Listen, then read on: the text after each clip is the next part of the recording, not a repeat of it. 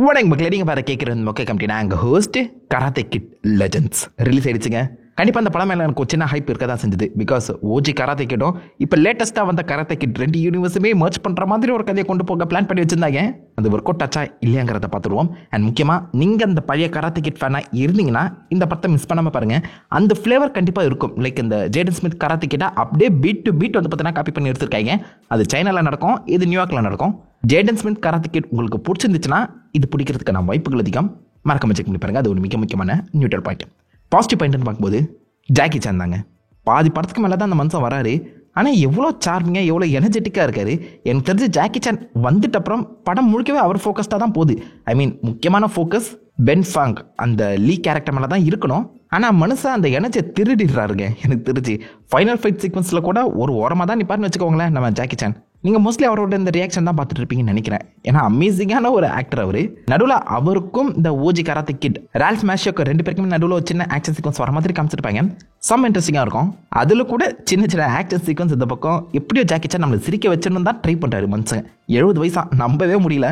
இவ்வளோ ஃபாஸ்ட்டாக மூவ் ஆகிறாருங்க. சத்தியமா how can he do that? நாமெல்லாம் 50 வயசுக்கு மேலே நிப்பாமானே தெரில. இந்த மனுஷெல்லாம் அல்டிமேட்டுங்க. ஐ மீன் முடிஞ்ச அளவுக்கு சிரிக்க வச்சிடணும். ஆக்ஷனாக இருந்தாலும் அதில் சிரிக்க வச்சிடணுங்கிற மாதிரி அவர் யோசிச்சு பண்ணுறாருல. எஃபர்ட்டே இல்லாமல் வேற பண்ணுறாரு அந்த மனுஷன். எப்படி தான் தெரில.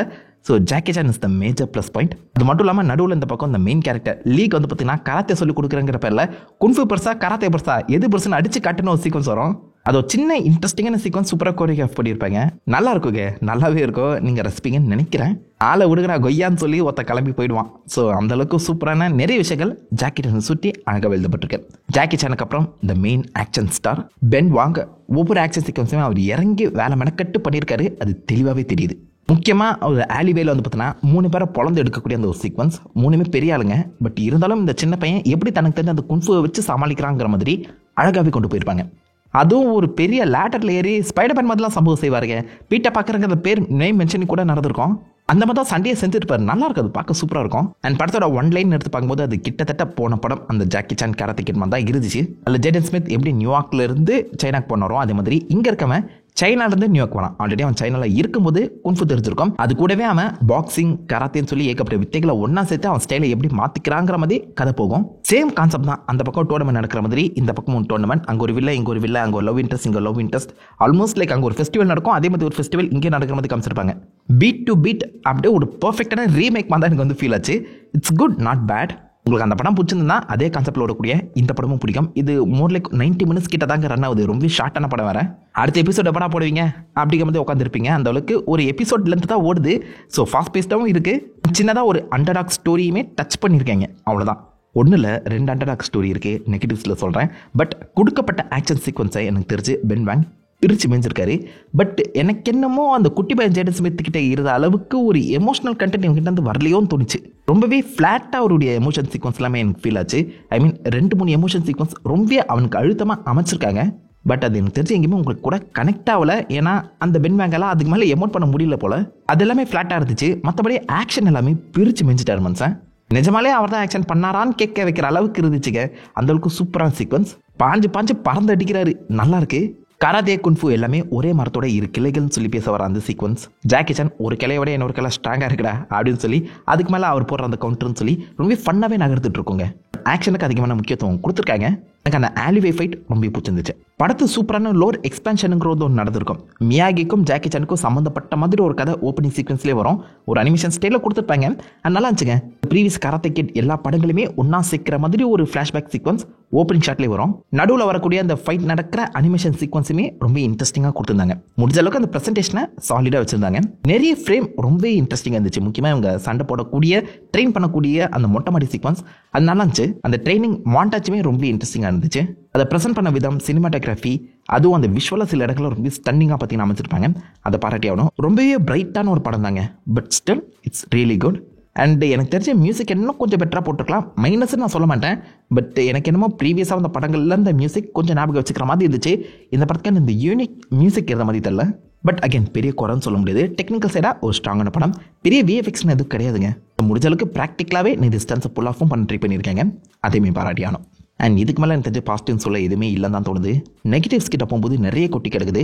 படம் ஒரு 90 மினிட்ஸ்னு சொன்ன பார்த்தீங்களா, ஃபாஸ்ட் பேஸ்டாக மூவ் ஆகும். ஆனால் சம்மந்தம் இல்லாமல் அந்த சீக்வன்ஸ் வந்துட்டு இருக்கும். முக்கியமாக அந்த படத்தோட கதையில எனக்கு தெரிஞ்சு மிகப்பெரிய அடி வாங்கியிருக்கு. ஓப்பனிங் ஒரு 30 minutes கிட்ட எனக்கு தெரிஞ்சு வெறும் ஸ்டால் பண்ணியிருக்காங்க. அதாவது பொறுமையாக ஜவ்வு மாதிரி இழுத்துருக்காங்க. தேவையில்லாத ஒரு கதை ஃபர்ஸ்ட் ஒரு 30 minutes கிட்ட ஓடுங்க. புதுசாக நியூயார்க்கு வந்த இந்த குட்டி பையன் வந்து பார்த்தீங்கன்னா ஒரு பீஸா கடைக்கு போகிறான். அங்கே இருக்க ஒரு பொண்ணு மேலே வந்து சின்னதாக காதல் வர மாதிரி காமிச்சிருப்பாங்க. அவங்க அப்பா ஒரு பாக்ஸரு. அந்த பாக்ஸர் இப்போ லோனில் மாட்டியிருக்க அந்த காரணத்தினால அந்த பாக்ஸருக்கு குன்ஃபு சொல்லி கொடுத்து குன்ஃபையும் பாக்ஸிங்குமே ஒன்றா சேர்த்து அந்த லோனை அடைக்கிற மாதிரி ஒரு மாட்டாச் சீக்வன்ஸ். அதாவது வழக்கமாக ஒரு குட்டி பையனுக்கு தான் மற்றவங்க வந்து இந்த மாதிரி கராத்தே குன்ஃபு சொல்லி கொடுக்குற மாதிரி கதை போகும். ஆனால் இந்த இடத்துல குன்ஃபு தெரிஞ்ச இந்த பையன் தோட்டு போன ஒரு பாக்ஸருக்கு குன்ஃபு ஸ்டைலோட பாக்ஸிங் சொல்லி கொடுக்குறான். அது நல்ல இன்ட்ரெஸ்டிங்கான கான்செப்ட். கராத்தே கிட் ஃப்ரான்ச்சைஸோட ஒரு வித்தியாசமான கதையை அது அமைஞ்சிருக்கும். எனக்கு தெரிஞ்ச அந்த ஒரு பிளாட்டையே பெரிய கதையை எழுதியிருக்கலாம். இந்த குட்டி பையன் எப்படி ஒரு பாக்ஸருக்கு குன்ஃபு கற்று கொடுத்து அந்த பாக்ஸரை ஜெயிக்க வைக்கிறான் அப்படிங்கிற மாதிரி கதை போயிட்டு இருந்துச்சுன்னா இது ஒரு பாக்ஸிங் படமாக தான் மாறி இருக்கும். பட் நல்லா இருந்திருக்கும்னு நினைக்கிறேன். அந்த பிளாட் வந்து பார்த்தீங்கன்னா ஒரு 30 minutes கிட்ட ஓடும். ஆனால் ஒரு முடிவே இருக்காதுங்க. டப்புன்னு கட் பண்ணுவாங்க. என்னடா இது? அதாவது அவங்க எழுதும்போது இந்த கான்செப்ட் நல்லா இருக்கு, எங்கேயாவது வைக்கலாமான்னு சொல்லி பார்த்துருப்பாங்க போல. 30 minutes இதுக்கான ஒரு சீக்வன்ஸ் எடுத்து சொல்லி விட்டுலாம். மிச்சத்தை நம்ம வந்து வழக்கம் போல கராத்தே கிட் படம் மாதிரியே எடுத்துருவோம் அப்படிங்கிற மாதிரி. 30 நிமிஷம் முடிஞ்சிச்சா, ஓகே இதை கட் பண்ணு, அடுத்து இப்போ நம்ம அந்த பையன் மேலே ஃபோக்கஸ் பண்ணு, அந்த பையன் இப்போ கராத்தே கற்றுக்கிறான் அப்படிங்கிற மாதிரி கொண்டு போயிட்டாங்க. அந்த கான்செப்ட் அந்த தேவைக்காக தான் அந்த பையன் கராத்தே கற்றுக்கிறான், புரியுது. ஆனால் எனக்கு தெரிஞ்ச அந்த பாக்ஸிங் சீக்வன்ஸ் இல்லாமலேயே இந்த கதையை வந்து பார்த்தீங்கன்னா அழகாகவே இம்ப்ளிமெண்ட் பண்ணியிருக்கலாம். இந்த பீஸா கடை எனக்கு ரொம்ப பிடிச்சி போச்சு, இந்த பொண்ணு எனக்கு ரொம்ப பிடிச்சி போச்சு. அந்த பீஸா கடைக்காக நான் சண்டை போடுறாங்க மாதிரி போயிருந்தா கூட நாங்கள் வேணாம் சொல்ல போகிறோம். பாக்ஸிங்கை உள்ளே சேர்த்துட்டு வந்து அதுக்கு ஒரு ட்விஸ்ட் வைக்கிறேங்கிறப்ப எனக்கு தெரிஞ்சு அந்த 30 minutes கிட்ட வந்து பார்த்தா வேஸ்ட் பண்ணிட்டாங்க. பிளாட்டுக்குள்ளே பிளாட்டு ஏன் இல்லைனா அட்லீஸ்ட் அந்த பாக்ஸிங் கதையை வச்சு அவங்க ஃபோக்கஸ் பண்ணி கொண்டு போயிருக்கலாம். அதையும் மிஸ் பண்ணிட்டாங்க. ஆனால் நல்ல ஒரு இன்ட்ரெஸ்டிங்கான கான்செப்ட் தாங்க. குங்ஃபுங்கிற ஒரு விஷயத்தை மற்ற எல்லா மார்ஷல் ஆர்ட்ஸுக்குள்ளுமே இப்படி நுழைக்க முடியுங்கிற வச்சு அழகாகவே கராத்தே கிட் ஃப்ரான்ச்சைஸ் சூப்பராக பில்ட் பண்ணலாம். நான் ஐடியா கொடுத்துருக்கேன், யூஸ் பண்ணிக்கோங்கப்பா. சோனி தானே? ஆமாம். பட் அந்த பிளாட்டை அப்படியே வேஸ்ட் பண்ணிட்டு அதுக்கப்புறம் நார்மலாக அந்த கராத்தே கற்றுக்கிற மாதிரி கதை போகுது. அதுலேயுமே கராத்தே சொல்லிக் கொடுக்க வந்தவர் வேற யாரும் இல்லை, Ralph Macchio, the original karate kid. அவர் வந்துட்டு அப்புறமாச்சும் கதை கிக் ஆஃப் ஆகுதான்னு கேட்டிங்கன்னா இல்லை, அதே இடத்துல நிற்கிற மாதிரி தான் இருக்குது. ஒரு வாரத்துக்குள்ளே இந்த பைபிளில் கராத்தே கற்றுக்கணுமா? கராத்தேக்குள்ளே இருக்க அந்த டெக்னிக்ஸ் எல்லாத்தையுமே எப்படி ஒரே வார்த்தைகளை கற்றுக்கொள்ள முடியும்? ஆல்ரெடி பாக்ஸிங்குள்ளே குன்ஃபு நுழைக்கிறங்கிறப்பல ஒரு மாட்டாச்சு போகும். இந்த பக்கம் குன்ஃபுக்குள்ளே கராத்தே நுழைக்கிறங்கிறப்பல இன்னொரு மாட்டாச்சு போகும். ஆனால் எதையுமே அவங்க ஒழுங்காக காட்டலைங்க. அதுதாங்க விருப்பு. சும்மா ஒரு 4-5 சீக்வன்ஸ் எடுத்து ஒட்டி வச்சுட்டாங்க. அதுக்கு எஃபர்ட் போட்ட மாதிரி தெரியல. இப்போ போன படம் நீங்கள் அந்த ஜேடன் ஸ்மித் படமே எடுத்துக்கோங்களேன். நிறைய பேருக்கு அது பிடிக்காது, ஆனால் எனக்கு பிடிக்கும். அதில் ஜேடன் ஸ்மித்துக்கான அந்த ட்ரைனிங் சீக்வன்ஸ் 2 வரும். 2மே எந்த அளவுக்கு இம்பாக்ட்ஃபுல்லாக உங்களுக்கு ஃபீல் ஆகும். ஆமாடா, ஒன்றுமே தெரியாதவன் ஏதோ ஒரு வகையில் இன்னொன்று கற்றுக்கிருக்கான் அப்படிங்கிற தாட் வரும்ல. ஆனால் அந்த படம் பார்க்கும்போது நீ என்ன தான்ப்பா கராத்தே, என்ன தான்ப்பா பாக்ஸிங் கற்றுக்கிட்ட, ஒன்றுமே எங்களுக்கு புரியலையே அப்படிங்கிற ஃபீல் தான் வரும். ஏன்னா ஃபைனல் ஃபைட்டில் எங்கேயுமே அந்த ஸ்டைல் மாறின மாதிரியே தெரியல. ஃபுல்லாக குங்ஃபு ஸ்டைலில் தான் சண்டை போடுறான். குங்ஃபுக்கும் கராத்தேக்கும் ஒரு வித்தியாசத்தை அவங்க காட்ட ட்ரையே பண்ணலை. அப்புறம் ஏன் பாதை கற்றுக்கிறீங்க நீங்கள்? குங்ஃபுவே இந்த பக்கம் ஜாக்கி சான் இன்னும் கெத்தாக சொல்லி கொடுத்தாரு அப்படிங்கிற மாதிரியே கதையை கொண்டு போயிருக்கலாமே. கராத்தே உள்ள நுழைக்கிறங்கிறப்பல எனக்கு தெரிஞ்சு அந்த ஒரு டிஃப்ரென்ஷியேஷனை அவங்க மென்ஷனே செய்யலை. நடுவில் பாக்ஸிங் வேறு கற்றுருப்பாரு மனுஷன். பாக்ஸிங்காச்சும் எங்கேயாவது யூஸ் பண்ணனா? அதுவும் கிடையாது. ஸோ எனக்கு என்னமோ ஒரு வித்தியாசமான கதையை சொல்ல வரங்கிற பேரில் போட்டு குழப்பெடுத்து வச்சிருக்காங்க. இடியாப்பத்தோட நூடுல்ஸை மிக்ஸ் பண்ண மாதிரி ஒரு சம்பவத்தை தான் கிரியேட் பண்ண ட்ரை பண்ணியிருக்காங்க. அது ஒர்க் அவுட் ஆகாமல் போயிருக்குங்கிற மாதிரி தான் ஃபீல் கொடுக்குது. அண்ட் ஆல்சோ கராத்தேவோட அந்த ஸ்டைல் எங்கேயுமே வெளிப்படலை. ஜாக்கி சான் வேற மோஸ்ட் ஆஃப் த சீக்வன்ஸை ஸ்டீல் பண்ணிட்டு இருக்க அந்த காரணத்தினால ரால்ஃப் மச்சோ மோர் லைக் ஒரு பேக்ரவுண்ட் ஆர்டிஸ்ட் மாதிரி மாறிடுறாருங்க. அவருடைய இம்பாக்ட் இந்த படத்தில் இல்லைன்னு நான் சொல்லுவேன். லைக் அவர் இருக்கிறது இல்லாதது எனக்கு என்னமோ ஒரே மாதிரி தான் ஃபீல் கொடுத்துச்சு. அதை கூட ஒத்துக்கலாம் நான் நினைக்கிறேங்க. ஆனால் ஃபைனல் அந்த டோர்னமெண்ட் சீக்வன்ஸ் இருக்குல்ல, அதையுமே மாட்டாச்சா காமிக்கிறாங்க. போன பத்தியாச்சும் ஜேடன் ஸ்மித் பத்தியாச்சும் இந்த ஃபைனல் ஃபைட் சீக்வன்ஸ் அவன் சண்டை போடுறதாச்சும் ஒழுங்காக காமிச்சாங்க. ஆனால் இங்கே லைக் அதேமே கிட்டத்தட்ட மாட்டாச்சு மாதிரி ப்ரெசென்ட் பண்ணிடுறாங்க. காமிக்கிற மாட்டாச்சாச்சும் ஒழுங்காக இருக்கான்னு கேட்டிங்கன்னா ஏகப்பட்ட கட்டு. வழக்கமாக ஜாக்கி சான் ஃபைட் சீக்வன்ஸ் நீங்கள் எடுத்து பார்த்தீங்கன்னா கேமரா எங்கேயும் மோஸ்ட்லி நகராது. என்ன நடக்குதுங்கிறத உங்களுக்கு தெளிவாக காட்டுவாங்க. கேமராவை அசைச்சிக்கிட்டே இருக்க மாட்டாங்க. இங்கே நடக்கிற அந்த ஆக்ஷன் சீக்வன்ஸில் கேமரா ஏகப்பட்ட இடத்துல ஃபாலோ அப் ஆகிக்கிட்டே இருக்குது. காலை ஃபாலோ பண்ணுற, கையை ஃபாலோ பண்ணுறேன்னு சொல்லி கேமராவை போட்டு ஏன்டா அந்த ஆட்டம் ஆட்டுறீங்க? Jackie Chan style of choreography மாதிரியே அது எனக்கு தோணலைங்க. அந்த ஃபைட்டையும் ஒழுங்காக ஃபாலோவும் பண்ண முடியல. ரொம்பவே லைக் கண்ணா பின்னான்னு இருக்க மாதிரி எனக்கு தோணுச்சு.